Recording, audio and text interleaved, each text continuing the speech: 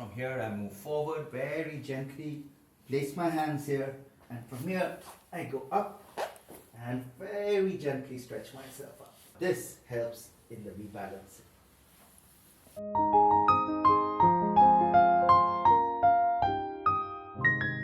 Mr. Chatterjee, pleasure to have you. Thank you. We know that more and more people are exploring ways to improve their health these days, and two of the most popular practices that have stood the test of time are Tai Chi and yoga. They've been around for thousands of years and have helped people, calm their minds, strengthen their bodies, and to try to find this deeper sense of inner balance. Right. Now, as someone who's deeply committed to both yoga or breathing techniques and universal health, I believe you are the perfect person to share your insights on how these ancient practices are connected. You've spoken before about how yoga and breathing techniques have enriched your life. We'd love to hear more about your experiences. So to start with, what first inspired you to take up yoga? This is around 2019. My father died of a stroke. And so did my grandfather, by the way, die of a stroke. So quite clearly, it's in my gene pool. I used to eat a lot, I used to drink a lot, have lots of sugary food. I think it was in February of 2020. I was in Washington, D.C. I came to the lounge at the airport. And, I was just kind of browsing my iPad. And I came across a word called bighu, which is a Taoist word for fasting. Let me just take a look at this, and I read that in these Taoist practices, there's this practice of Qigong, there's this practice of breathing, and there's fasting involved. Through the whole flight, from Washington, D.C. to Nairobi, I didn't touch any food, I just had water throughout the flight. I arrived in Nairobi in the evening, this was the following day, and, I was feeling actually quite good. That means I may have fasted for over 24 hours. So next morning, I started this breathwork practice. And I went on to 1 meal a day. And I started to exercise because I was about 85 kilos. And through this process in Kenya, where this change started to happen. I mean, I was doing about 100 push-ups in about 3 minutes. Wow. Suddenly, everything started to change.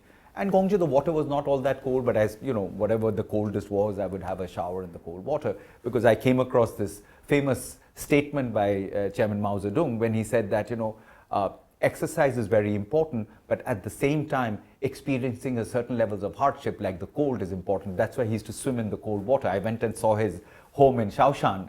So quite clearly, what I realized, that in this ancient practice of Taoism and in yoga, it's called pranayama. It's the breath work. So it's the chi and the prana, which is really the energy of the self, is where the magic really is. Now, as someone who's been practicing this for 5 years now, as you said, what does it mean to you personally? Because we know that yoga and the prana, the life energy forces are deeply rooted in traditional Indian, Chinese and Indian philosophies, 5,000 years. Right? What does it mean to you personally? Everything. So I think there has been a lot of intermingling which has happened over the last 5,000 years between these two civilizations. And therefore there are many common areas, whether it was the practice of drinking tea, or the practice of Buddhism, or the practice of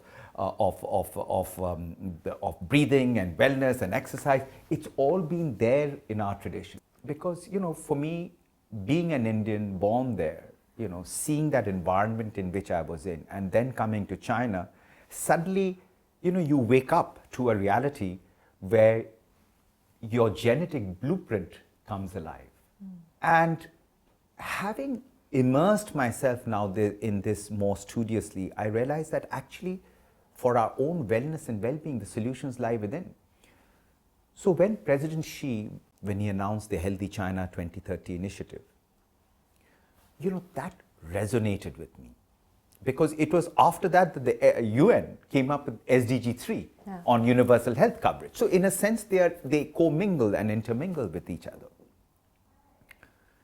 The biggest threat to humanity right now is chronic diseases. Refined sugar is what is destroying our diets, destroying our health. So from everything from fastest aging, I mean, your viewers should know that sugar is one of the major causes for rapid aging of the face. Yeah. It's worse than cigarettes, but it's got the same addiction value as crack cocaine. But the issue is that these chronic diseases will rupture China's health systems, like it is doing many parts of the world. Today, if you look at the United States of America, just 5% of their population is in what is called good cardio-metabolic health. Rest, the food industry and the pharmaceutical industry are the two most powerful industries, and they commingle with each other. They are influenced by each other. So you eat and fall sick, you go to the pharmaceutical industry to get your diabetes or all that. Now you have weight loss drugs which are coming into the market. But these are artificial things. We don't know what the long-term consequences of our health are. Ultimately, the only thing that we can't buy off the market shelf is our health, and that is an individual responsibility. So therefore, President Xi's call for a healthy China 2030 is very consequential. I believe that if we make the right practices of embracing traditions of Tai Chi and Taoist practices and yoga into our way of life, I believe 70 will be the new 30. In 1998, 3 American doctors got the Nobel Prize for the discovery of nitric oxide. Guess what? The famous the ancient Taoist monks and the Indian yogis already knew that there is a chemical that their body secretes that protects them from disease. This nitric oxide is a vasodilator. It keeps our body in good shape. It keeps our blood pressure normal. When you have high blood pressure medicine, it is nitric oxide. Right. However, there's something even more important about nitric oxide. It's a signaling molecule for the cardiovascular system, and it sits in our nasal chamber. So, when these monks chant, it generates more and more nitric oxide. That kills any virus that comes in contact with you. Only if you breathe through the nose. But the problem is 80% of the population is breathing through the mouth. Breathing is the biomechanics, and the breath is meant to go into your stomach, which is where your diaphragm is. You exercise your diaphragm, and as a result, your core starts to become strong. And I started this journey of change at the age of 57. So I also want to tell your audience, it's never too late to start, but please start. And I think there was a particular logic in President Xi calling for a healthy China 2030, because he has seen that these chronic diseases will probably rupture not just the health system, but will keep the population unhealthy. We need a vibrant, healthy population which is aging, but at the same time fit for work, fit for purpose, be able to be productive. Well, let's talk about mindfulness, because a lot of these ancient practices focus on the deep connection between the body and mind. Have you noticed any connection between perhaps yoga and Tai Chi in addressing this connection? Was there a moment that you realized perhaps that these two actually can complement each other? Absolutely. So, I've lived a very high stress life. High stress. Right since the time I was 20-year-old and a young lieutenant in the army. So, the stress levels over time build up, and it leads to chronic stress. And these chronic stresses take a toll on you. So, I started falling sick much more. I started falling unwell much more. The idea of mindfulness is to manage your stress. As Bruce Lee once said, be like water. And that's what keeps the mind in a state of calm.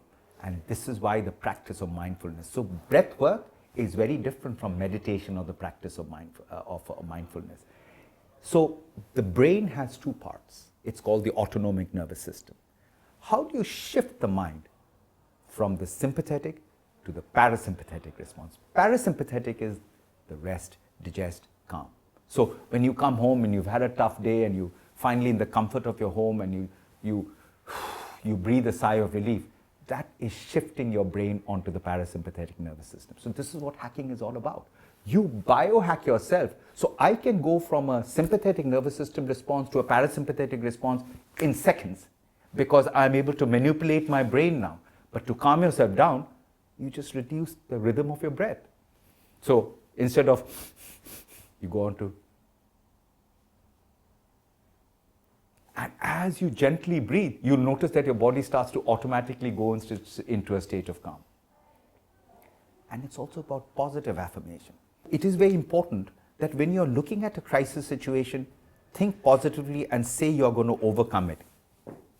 So again, you have such a busy schedule, you're always under a lot of pressure, but even that, you could still spare some time to practice the breath work and practice some yoga and Tai Chi. How does it help you, and how could people who are interested in doing so pick up the practice? It's about habit. Now it's a lifestyle for me. If I don't do it, I just feel uncomfortable. It doesn't matter where I am in the world. Even if I'm in a plane, look, the breath is free. You don't need a gym to go to practice breath work. You can do it anywhere. But we can modulate and hack our brains to make sure we are in that state of calm. When we are in that state of calm, we create harmony around us. All of the practice of Tai Chi, of Qigong or yoga, it's about non-violence. Non-violence is not about the fighting. Yeah. It's about harmony. We are living in this fast-paced world, and it seems that being able to slow down and find inner peace can be a luxury sometimes. People know that they should take a deep breath to calm themselves down, but a lot of people are missing the beats. Yeah. So again, this mind and body connection, how could people use these practices to help them manage the emotional as well as the psychological state? It needs a multifaceted and multidimensional approach. It's just the way that China ended poverty in 4 decades. I believe that we can actually achieve a healthy China 2030, because if China can achieve it, the rest of the world will follow. And I'll tell you why. What is most important is political will. We need to make sure that right down from the top to the bottom, there is this desire that we have to get healthy and fit, because the population is aging. By 2035, China aspires to be a moderately prosperous society, putting about 800 million people, currently at 400 million who are middle class, bringing about another 400 million people up. But ultimately, to come up, you have to have strong health. And once you have good health, let me quote President Xi here. He said, "Health is a prerequisite for a people's all-round development. It is a prerequisite for a nation's economic and social progress." And health is about lifestyle. It's about food. It's about breath work. It's about exercise. It's about movement. Exercise is movement, just movement. And it is about heat and cold exposure. Cold exposure, people think, if you go out into the cold, why did Chairman Mao go into the cold river to swim? Because we need the yin and the yang in our bodies. It is about the balance. We understand that the United Nations is putting an increasing emphasis on sustainable development and overall human well-being. Having said that, we've discussed this Tai Chi, yoga, and other traditional breathing practices. How do they contribute to the broader picture of human health worldwide? I think today a lot of our science is based on very strongly focused on the curative side, on Western medicine. Gradually, increasing amounts of research which is taking place at Stanford. Andrew Huberman, who's a famous neuroscientist in Stanford, who speaks very robustly about the importance of breath work and wellness. All these things are coming from the Asian practices, all the practices which are here. What we need is today some of the best research on fasting is actually coming out from Chinese scholars. So I think it's a matter of now, again, it means revitalization of the World Health Organization, which is under a lot of stress. But we have to make this shift that West is right. We have to bring the right balance. Again, it's about the yin and the yang. We need both. We need the modern medicine, we need the curative side, but we also have answers on the preventative side. It's right here. How do we merge this together? How do we bring the best about our society? And this is where I think countries can work much better as a multilateral system. Health needs a multilateral approach. It needs a community-based approach, starting from the household to the national level, but it also needs nations to collaborate.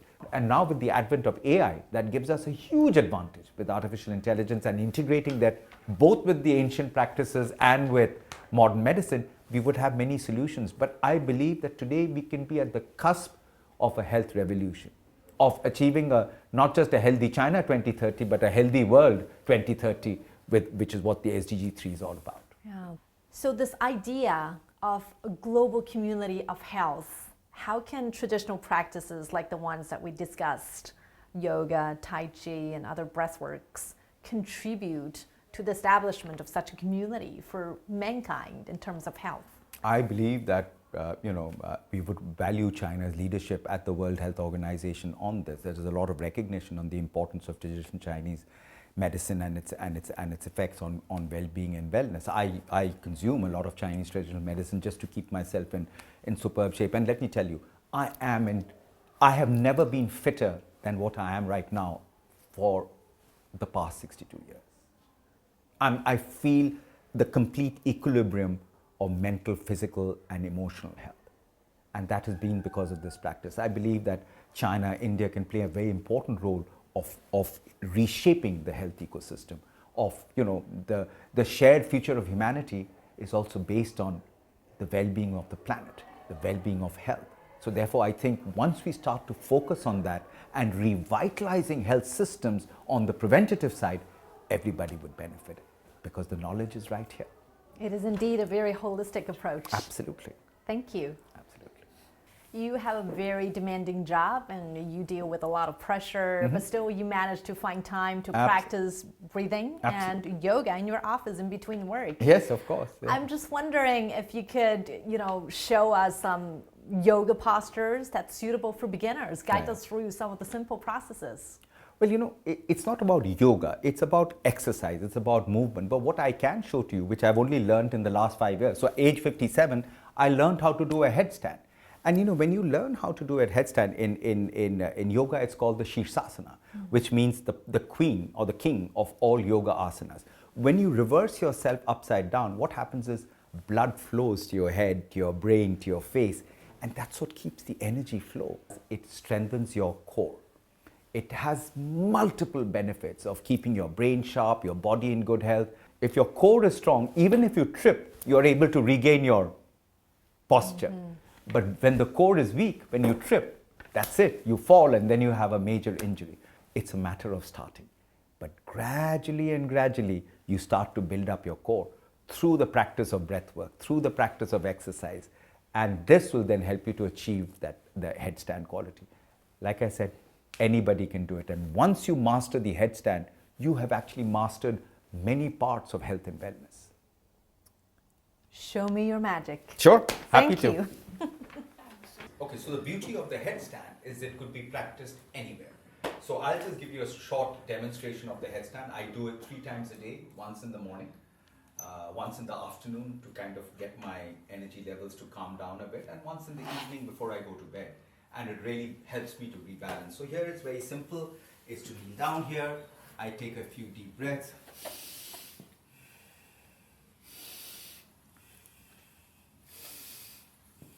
From here I move forward very gently, place my hands here, and from here I go up and very gently stretch myself up. And you hold this posture for a little while. It could be a few seconds or a few minutes, but this helps in the rebalancing. And from here, very gently down, back here, to your knees, a few deep breaths.